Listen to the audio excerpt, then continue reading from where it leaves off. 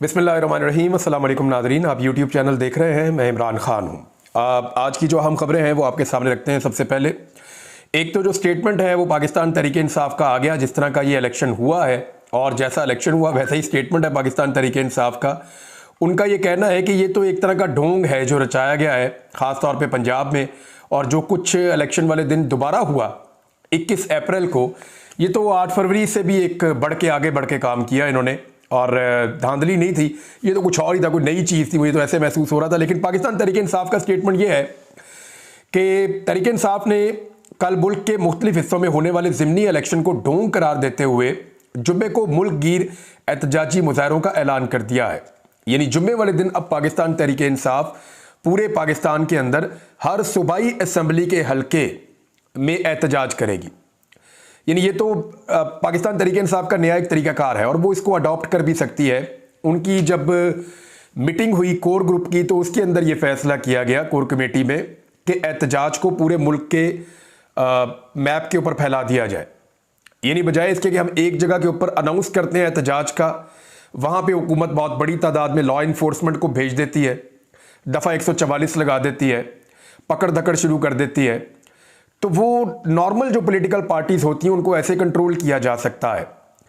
देखिए, एक ऐसी पॉलिटिकल पार्टी जो एक रीजनल पार्टी है या जिसके पास गिने चुने वर्कर्स हैं या जिसके पास वर्कर्स की एक महदूद तादाद है, या वो मिसाल के तौर पे कि मजहबी सियासी जमात है, वो अपने मदारस के तलबा को ला सकती है, या एक पार्टी है उसके मखसूस तबका उसका फॉलोअर है वो उनको ला सकती है, तो उन्हें रोका जा सकता है।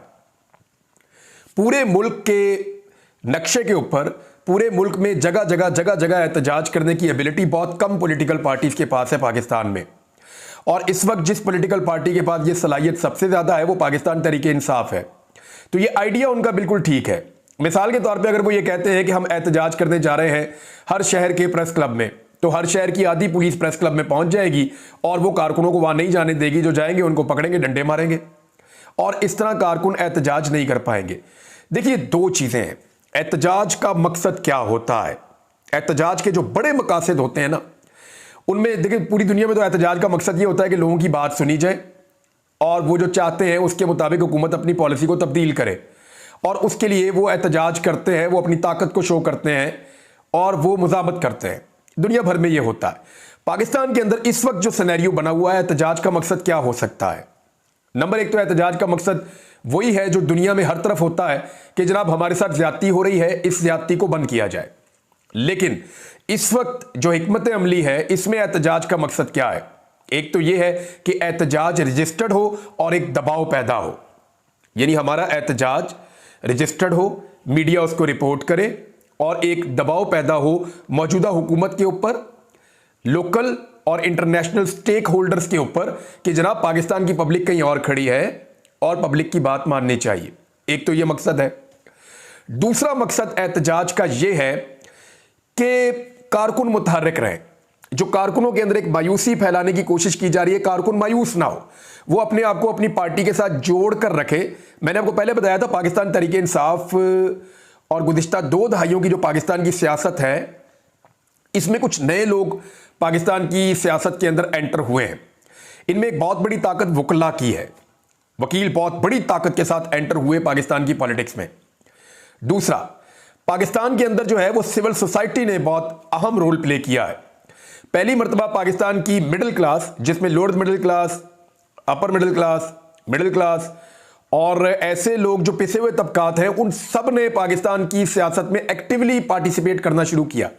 पढ़ा लिखा तबका पहली मर्तबा सियासत के अंदर अपना स्टेक ढूंढता आ गया कि ये मुल्क चलेगा तो इसका फैसला हम भी करेंगे। इससे पहले मुझे अच्छी तरह याद है, हम बहुत छोटे छोटे होते थे तो हम अपने बड़ों के मुंह से यही सुनते थे, ये मुल्क का कुछ नहीं बनना।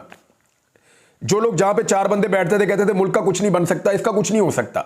यहां जो अमेरिका चाहता है वो होता है। कोई कहता था यहां जो एस्टेब्लिशमेंट चाहती है वो होता है, जो करांदी है फौज करांदी है, जो करांदा अमेरिका करांदा है। ये इस तरह की बातें हम सुना करते थे। लेकिन फिर हमने देखा कि एक वक्त ने अंगड़ाई ली, पाकिस्तान में ऐसे लोग पैदा हो गए या सियासत के अंदर ऐसे लोग आ गए जो ये दावा करते हैं कि ये मुल्क उनका है, और वो ये कहते हैं कि इस मुल्क के फैसले भी वही करेंगे, और वो ये कहते हैं कि अगर जमहूरियत है तो हमारा वोट फैसला करेगा कि इक्तदार किसके पास होगा। और ना सिर्फ ये बल्कि जिनके पास इक्तदार होता है वो उनको अकाउंटेबल भी कर रहे हैं। यानी ये वो लोग हैं जो खैबर पख्तूनख्वा की हुकूमत से माफी मंगवा लेते हैं। वहां इमरान खान की हुकूमत है। ये वो लोग हैं जो पाकिस्तान तहरीक इंसाफ को फैसले बदलने पर मजबूर कर देते हैं। ये वो लोग हैं जो निकलकर वोट भी डालते हैं, सपोर्ट भी करते हैं और बाद में एहतसाब भी करते हैं। ये लोग दर्द सर बन गए हैं जो रवायती पॉलिटिकल पार्टीज या एस्टेब्लिशमेंट या जो स्टेटस को के हामी जितने भी ग्रुप्स हैं पाकिस्तान में, ये उन सब के लिए दर्द सर बन गए हैं। अब इन लोगों से जान छुड़ानी है तो इनको मायूस करना पड़ेगा। तो दूसरा मकसद जो एहतजाज का है पाकिस्तान तहरीक इंसाफ का, वो ये है कि किसी तरह भी ये जो लोग हैं, ये जो लोग पाकिस्तान की सियासत के अंदर रोल प्ले करना चाहते हैं, जिनको शऊर भी है, जो इल्म भी रखते हैं, जो सवाल भी उठाते हैं, जो जवाब भी मांगते हैं, ये जो नए किस्म के लोग आए हैं, ये लोग मायूस ना हो जाए, इनको मुतहरिक रखा जाए। दूसरा मकसद ये है। अब देखिए, अगर एक जगह पे एहतजाज करेंगे तो दोनों मकसद पूरे नहीं होते। यानी वहां गिरफ्तारियां हो जाएंगी और उसको दबा दिया जाएगा और पाकिस्तान का मीडिया उसको दिखाएगा भी नहीं। पाकिस्तान का जो इलेक्ट्रॉनिक मीडिया वो तो दिखाता भी नहीं है। थोड़ा सा सोशल मीडिया पे शोर मचेगा, उसको पाबंदी लगा देंगे, उस वक्त बंद कर देंगे। अब तो ये इंटरनेट भी बंद कर देते हैं। और दूसरा मकसद जो है कि लोगों को मुतहरिक किया जाए, लोग और ज्यादा परेशान हो जाएंगे अगर एहतजाज एक ही जगह पे रखेंगे हर शहर में। तो अब जो हिकमत अमली अपनाई गई है वो ये है कि ये एहतजाज पूरे पाकिस्तान के नक्शे के ऊपर पूरे मुल्क के अंदर फैला दिया जाएगा। हर सूबाई असम्बली के अंदर जो उम्मीदवार थे पाकिस्तान तहरीक इंसाफ के, या जो आइंदा उम्मीदवार होंगे पाकिस्तान तहरीक इंसाफ के, वो अपने अपने तौर पर रैलियां और जलसे और जुलूस करेंगे। इस तरह होगा क्या?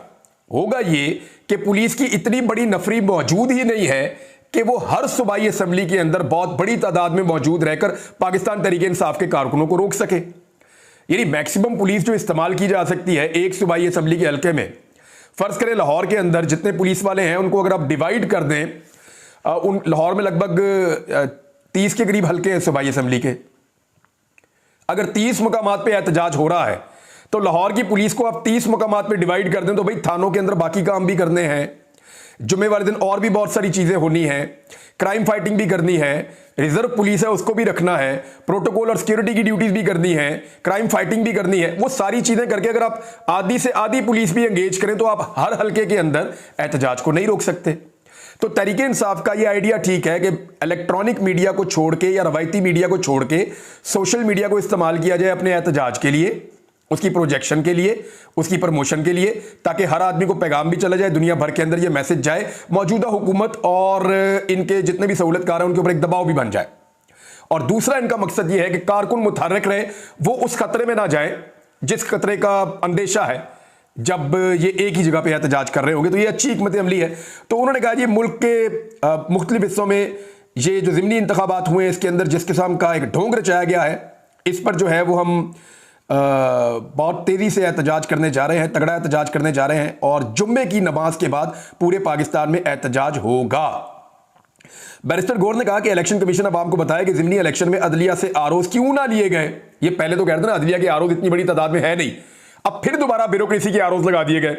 वो बेचारे ब्यूरोक्रेट अपनी ट्रांसफर और पोस्टिंग के लिए मुंह उठा के पंजाब हुकूमत की तरफ देख रहे हैं, मरियम नवाज की तरफ या मरियम औरंगजेब की तरफ, तो बेचारे उधर देख रहे हैं, वो बेचारे तो उधर देख रहे हैं। तो उनकी ट्रांसफर पोस्टिंग के मामला पड़ जाते हैं, बेचारे ओएसडी हो जाते हैं। हालांकि जो जुडिशल ऑफिसर्स हैं उनके साथ ये उतना दबाव नहीं डाल सकते, लिहाजा जुडिशल ऑफिसर्स लगने चाहिए थे, वो नहीं लगाए गए। ये सवाल दोबारा उठाया बैरिस्टर गौर ने। इस घिनौने जुर्म से पंजाब हुकूमत मुस्तफीद होती रही है। पोलिंग स्टेशन से हमारे पोलिंग एजेंट्स को बाहर निकाल दिया गया।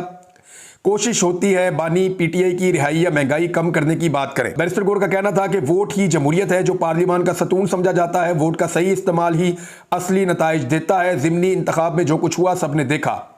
कल एक पोलिंग स्टेशन पर गया तो प्रिजाइडिंग अफसर ने रजिस्टर्ड 750 वोट बताए, लेकिन इस पोलिंग स्टेशन में 900 से ज्यादा वोट कास्ट हो गए थे। और भी बड़े बड़े लतीफे हैं, बड़े बड़े अजीब लतीफे हैं। ये भक्कर का एक रिजल्ट है और इसके अंदर जो टोटल वोट है ना, भक्कर के रिजल्ट के अंदर टोटल वोट है 1138 और यहां पीएमएलएन के उम्मीदवार को पड़ गए हैं 1127। यानी टोटल जो है वो 11 वोट ऐसे हैं जो नहीं पड़े। How is it possible? ये मुमकिन ही नहीं है कि सारे के सारे वोटर ने आगे वोट डाल दिया और एक ही उम्मीदवार को डाल दिया। यानी 1138 में से 1127 वोट नून लीग को पड़ गए और बाकी जो वोट है ना 11 वो किसी को भी नहीं पड़े। यानी एक भी वोट किसी और जमात का नहीं निकला। हद हो गई। वैसे इस किस्म का ये रिजल्ट बनाया गया है। जो अपोजिशन लीडर है पंजाब में मलिक अहमद बच्चड़, उन्होंने कहा है 3 दिन पहले तमाम प्रिजाइडिंग अफसरान को गवर्नर हाउस बुलाकर फॉर्म 45 पर साइन करवा लिए गए थे। गवर्नर हाउस इस वक्त साजिशों का गढ़ बना हुआ है। अपोजिशन लीडर मलिक अहमद बच्चड़ ने यह बात की है। शेख वकास अकरम का स्टेटमेंट बड़ा इंपॉर्टेंट है। उन्होंने कहा कि एक तो गवर्नर हाउस के बारे में स्टेटमेंट आ गया, उन्होंने कहा लाहौर के एक हल्के से 40 प्रिजाइडिंग ऑफिसर्स को उठाया गया। उन्होंने यह दावा किया और उन्होंने कहा उनसे फॉर्म 45 पर दस्तखत भी लिए गए हैं। अब नून लीग ये बयानियां बेच रही है, लेकिन क्या बयानियां बेच रही है वो बाद में बताता हूं। लेकिन पहले आप जरा अली अमीन गंडापुर का स्टेटमेंट सुन लें, क्योंकि अली अमीन गंडापुर ने हथौड़ा उठा के मारा है हुकूमत के सर पे। और उसमें अली अमीन गंडापुर ने जो बात की है मैं आपके सामने रख देता हूं, क्योंकि आईनी नुक्ता नज़र से वो वज़ीर आला खैबर पख्तूनख्वा हैं। वो पूरे पाकिस्तान में कहीं भी मूव कर सकते हैं, वो पाकिस्तान से बाहर भी ट्रैवल कर सकते हैं। और इसी के पेश नज़र फौरी तौर पे नाम निकाल दिए गए हैं ECL से। और ECL से जो नाम निकले हैं उनके अंदर महबूब सुल्तान साहब का नाम है, फवाद चौधरी का नाम है, उमर अयूब साहब का नाम है, असद उमर का नाम है और मुराद सईद का नाम है। और उनके अलावा अली अमीन गंडापुर साहब का भी नाम ECL से निकाल दिया गया है, और फ़रोग नसीम साहब का, शीरी मज़ारी साहबा का। तो ये नाम, अली जैदी का नाम भी निकल गया, खुसरू बख्तियार का नाम भी निकल गया, आज़म सवाती का नाम भी ECL से निकल गया, परवेज़ खटक का, शफकत महमूद का, एजाज शाह का, इन सब, गुलाम सरवर का, इन सब लोगों के नाम कई तो उधर मिल गए दूसरी तरफ जाके, लेकिन सबके नाम ECL से निकल गए हैं। लेकिन मज़े की बात बताऊं, हमारा नाम नहीं निकला सहाफ़ियों का। मैंने खबर में नहीं पढ़ा, ना मेरा निकला अभी तक और ना समी इब्राहिम का नाम निकला। तो चले कोई बात नहीं, फिलहाल हम कहीं जा भी नहीं रहे। अच्छा, इसमें एक और चीज़ है कि अली अमीन गंडापुर ने जो स्टेटमेंट दिया वो मैं आपके सामने रखने वाला था। अली अमीन गंडापुर वज़ीर आला खैबर पख्तूनख्वा ने कहा कि मैं वर्कर कन्वेंशन और जलसे करूंगा, अपने मुतालबात सामने रखूंगा, देखता हूं कि मुझे कौन रोकता है। हमारे उम्मीदवारों के दफ्तर तोड़े गए, मुहिम नहीं चलाने दी गई। इनका कहना था कि कल बाजोड़ में होने वाले ज़िमनी इलेक्शन के नताइज से साबित हुआ कि सूबाई हुकूमत ने इंतखाबी अमल में कोई मुदाखलत नहीं की। हम भी खैबर पख्तूनख्वा में 2 नंबरी कर सकते थे, लेकिन नहीं की। अली अमीन गंडापुर ने कहा कि हमने अवामी मैंडेट का एहतराम किया। वज़ीर आला ने कहा कि अपनी खवातीन के साथ खड़े हैं, मैं वर्कर कन्वेंशन और जलसे करूंगा, अपने मुतालबात सामने रखूंगा, देखता हूं कि मुझे कौन रोकता है, मैं अपने सूबे की अवाम की जिम्मेदारी लेता हूं। दूसरा, अली अमीन गंडापुर ने कहा कि मैं पूरे पाकिस्तान में जलसे और जुलूस करूंगा, जिसने रोकना है रोक कर दिखाए, मेरा लीडर जेल में है, अब बहुत बर्दाश्त कर लिया। यह है जी अली अमीन गंडापुर का स्टेटमेंट। और इसके बाद आपको अंदाजा हो सकता है कि एक कदम और जाएगी सियासत। PMLN अब ये बयानियां बना रही है कि हम तो ऐसे ही जीत जाते, हमें 8 फरवरी का इलेक्शन भी हम ऐसे ही जीत रहे थे, वो तो हमारे साथ धांधली हो गई। भाई, जिस लेवल की धांधली 8 फरवरी को हुई है, पूरा पाकिस्तान नहीं पूरी दुनिया उसकी गवाह है, आलमी मुबस्सरीन उसके गवाह है।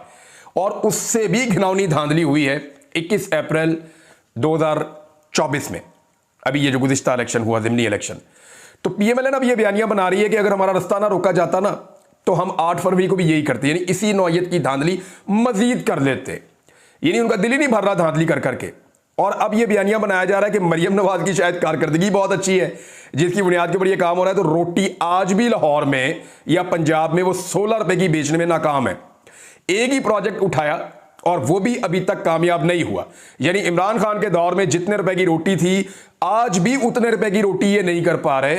2 साल इन्होंने इस मुल्क की मईशत को तबाह कर दिया है, तमाम चीजें महंगी कर दी हैं। किसान को इन्होंने बेचारे को गंदम की फरोख्त के अंदर रोल कर रख दिया। किसान के साथ इतना बुरा कभी किसी ने नहीं किया जितना मरियम नवाज ने किया है।